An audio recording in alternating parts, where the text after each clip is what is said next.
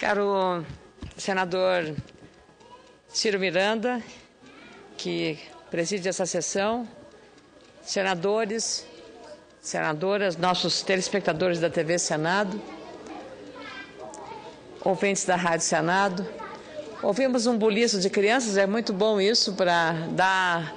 Olha, as crianças estão chegando para fazer uma visita ao plenário do Senado e é uma alegria muito grande essas vozinhas todas que nos são a esperança do presente e do futuro do Brasil. Bem-vindos todos da escola que está visitando o Senado neste momento, com as professoras e as coordenadoras da escola.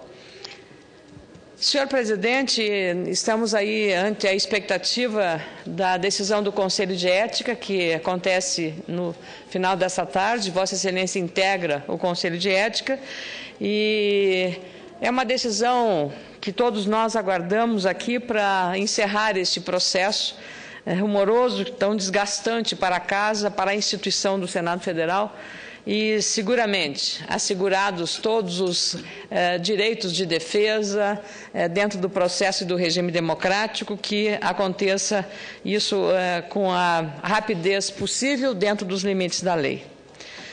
Mas, senador, depois de uma semana onde nós assistimos à discussão do desenvolvimento sustentável, do crescimento possível com preservação do meio ambiente, num aparente congraçamento entre os participantes da Rio+20, tema referido aqui há pouco nessa sessão da tarde pelo senador Fernando Collor e pelo senador Rodrigo Hollenberg. Queria comentar dessa tribuna a situação de crise inusitada, surpreendente, que vive um de nossos vizinhos e parceiros do Mercosul, o Paraguai, com afastamento por impeachment do presidente Fernando Lugo, ocorrida na sexta-feira. Sucessivos problemas políticos internos, também institucionais, levaram o Congresso paraguaio a um julgamento rápido, relâmpago até, com o afastamento do presidente Fernando Lugo, decidido pela maioria do parlamento em apenas 30 horas. E o vice-presidente Frederico Franco assumiu o poder logo após e depois da decisão na própria sexta-feira. Aliás, o próprio Fernando Lugo acatou a decisão do Congresso pela maioria dos votos e passou o cargo ao vice-presidente. Agora está montando, segundo as informações que recebemos, um gabinete paralelo com os ministros que serviam ao seu governo para fazer um acompanhamento, exigindo o cumprimento de todos os compromissos que o seu governo havia. Claro que não vamos discutir as questões da soberania interna do país. O fato é que alguns países, representações como o Vaticano, a Espanha e a Alemanha já anunciaram o reconhecimento do novo governo paraguaio. Mas a reação regional, a reação dos países latino-americanos foi diferente.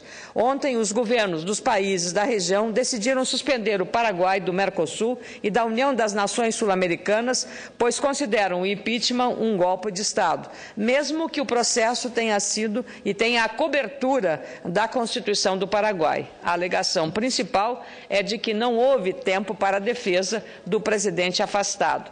E, claro, este afastamento das regiões Mercosul e Unasul se dará até as eleições de 2013, quando o Paraguai estará elegendo um novo presidente.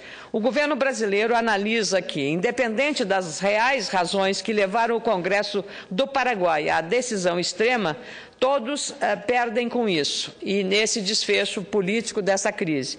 O argumento recorrente na região é que, mesmo com a maioria parlamentar votando pelo impeachment, o direito de defesa não deve ser cerceado e nem negado a ninguém. Com a crise do Paraguai, está perdendo o já enfraquecido Mercosul, bloco aduaneiro que parece já muito debilitado nos últimos anos por falta de soluções dos problemas comerciais que se impõem com a crise mundial e também regional. O Brasil, o principal parceiro econômico do Paraguai, chamou seu embaixador, o competente diplomata Eduardo Santos, para consultas, o que, na verdade, e no jargão diplomático, significa dizer que retira, por hora, o embaixador da Embaixada Brasileira no Paraguai como gesto de reprovação pela situação política atual.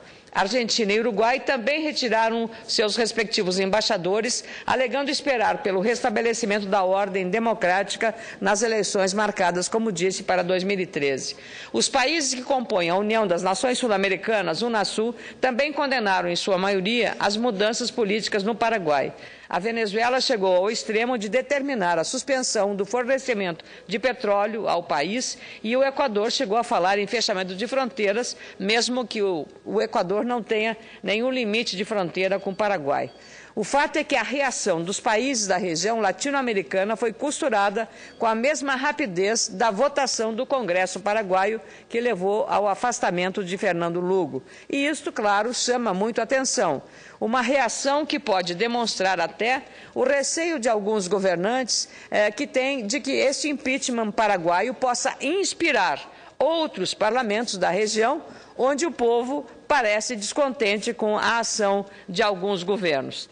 Na Argentina, por exemplo, está vivendo um período muito delicado, com greves e protestos espalhados pelo país. Há 3 dias, 400 trabalhadores ocupam a jazida Cerro Dragón, responsável por 15% da produção de petróleo da Argentina. Novas paralisações estão marcadas e o setor financeiro também acompanha a crise, tendo 31 bancos com nota rebaixada por uma agência de classificação de riscos econômicos.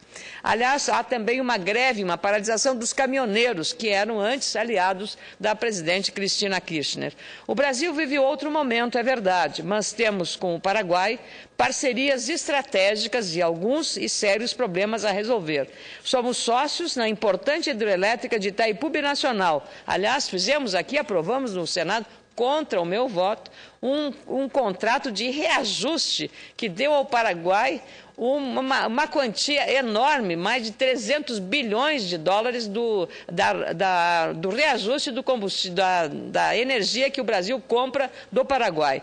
E não houve uma exigência de comprometimento, inclusive de atendimento dos brasiguaios que precisam e aguardam o apoio do governo brasileiro. Temos um comércio importante com o Paraguai, com inúmeros acordos vigentes, e não podemos deixar de citar a questão dos brasiguaios, que são os produtores agrícolas que vivem em terras paraguaias e lá produzem a riqueza daquele país. Esse grupo de brasileiros, que pode chegar a 100 mil pessoas, já se pronunciou a favor do novo governo e pede ao governo brasileiro que reconheça o governo de Frederico Franco, ação considerada pelos líderes dos brasiguaios necessárias para dar tranquilidade à comunidade brasileira que vive em terras paraguaias. Aliás, esse tema nos ocupou muito tempo aqui e a delegação do Paraná, entre os quais o senador Álvaro Dias, mas também o senador Sérgio Souza, se envolveram nesse processo. E com muito prazer concedo a parte ao senador Álvaro Dias. Senadora Ana Amélia, a propósito desta afirmação de que os brasiguaios pedem o apoio do governo brasileiro.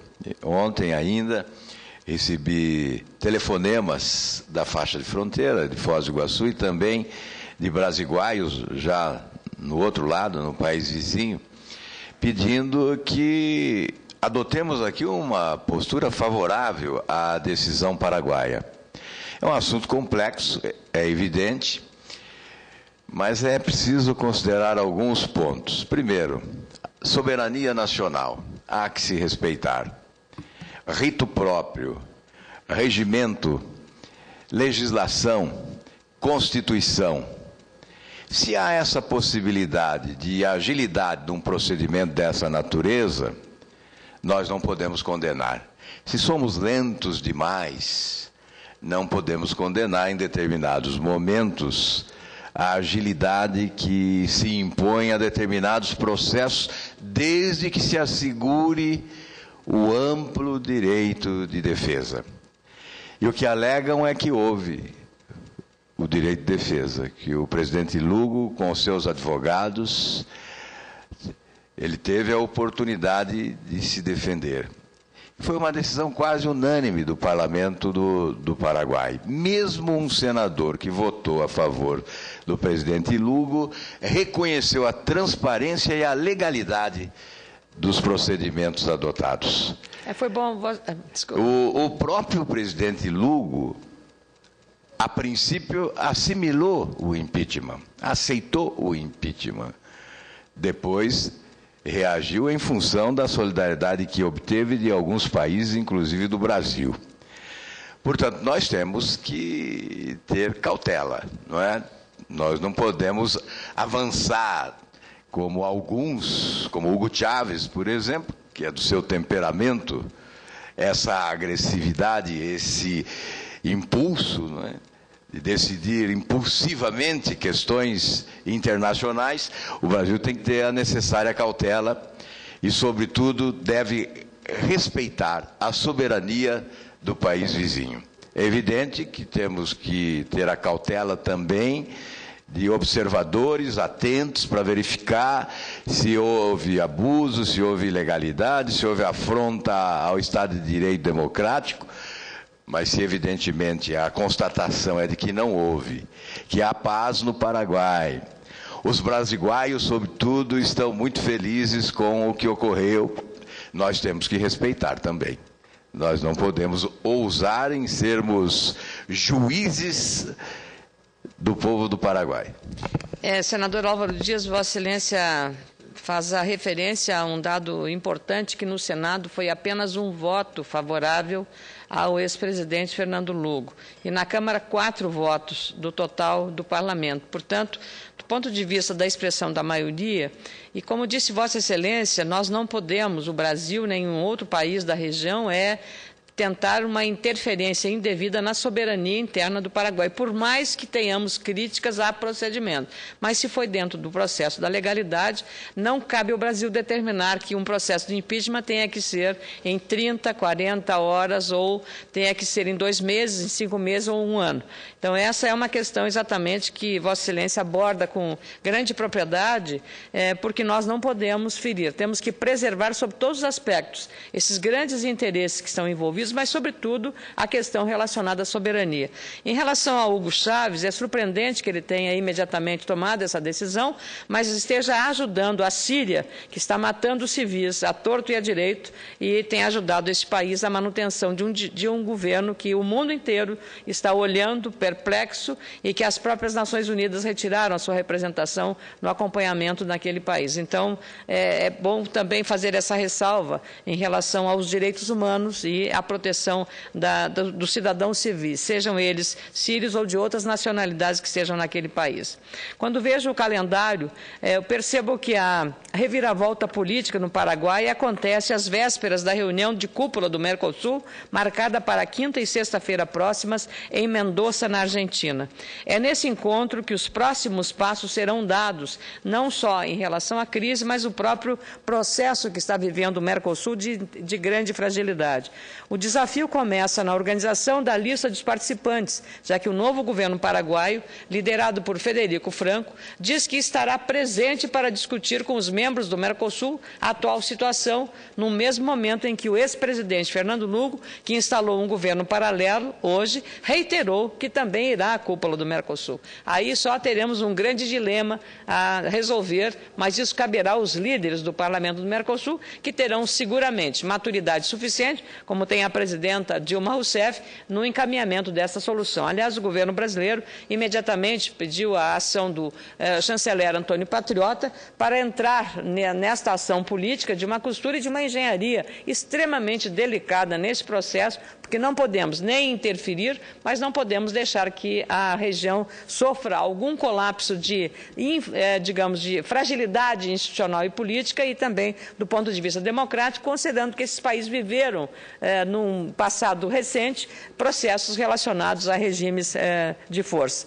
Os 3 países parceiros do Paraguai no Mercosul, Brasil, Argentina e Uruguai, vão precisar avaliar a situação de forma muito profunda.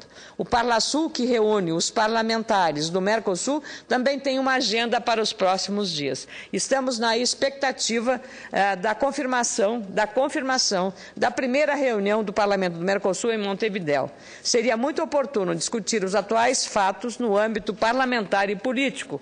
Considero o Parlasul um importante fórum de discussões, mas que, infelizmente, não tem sido usado, pois uma desatenção da Argentina, para dizer o mínimo, na indicação dos membros representantes impediu pediu que o Parlamento do Bloco Aduaneiro do Sul se reunisse. É hora de intensificar os esforços para que esta reunião do Parlasul aconteça. Em princípio, está marcada para segunda-feira, em Montevidéu, sob a presidência do nosso presidente, senador Roberto Requião.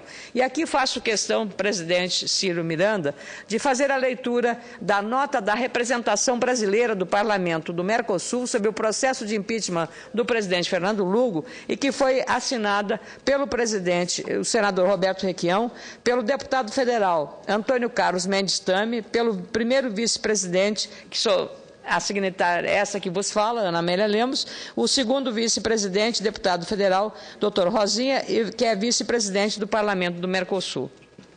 A nota diz: a representação brasileira no Parlamento do Mercosul, órgão de ligação entre o Congresso Nacional Brasileiro e o Parlamento do Mercosul, resolução número 1 de 2011 do Congresso Nacional, vem manifestar-se sobre os acontecimentos políticos da República do Paraguai envolvendo o juízo político do presidente Fernando Lugo nos seguintes termos. Primeiro, reafirmamos nosso compromisso com os princípios pelos quais a República Federativa do Brasil se rege em suas relações internacionais, consagrados no artigo 14 da Constituição Federal. 2. Consideramos que a institucionalidade democrática deve ser preservada em qualquer situação. 3. Consideramos que o protocolo de Montevidéu sobre compromisso com a democracia no Mercosul, o Ushuaia II, celebrado em 20 de dezembro de 2011, estabelecendo as bases mais amplas de uma cooperação responsável entre os Estados-partes do Mercosul e Estados associados do Mercosul, é uma referência importante para a cooperação entre os nossos povos, para a promoção, defesa e proteção da ordem democrática, do Estado de Direito e suas instituições, aperfeiçoando o protocolo de Ushuaia, firmado entre os Estados-partes do Mercosul em 24 de julho de 1998.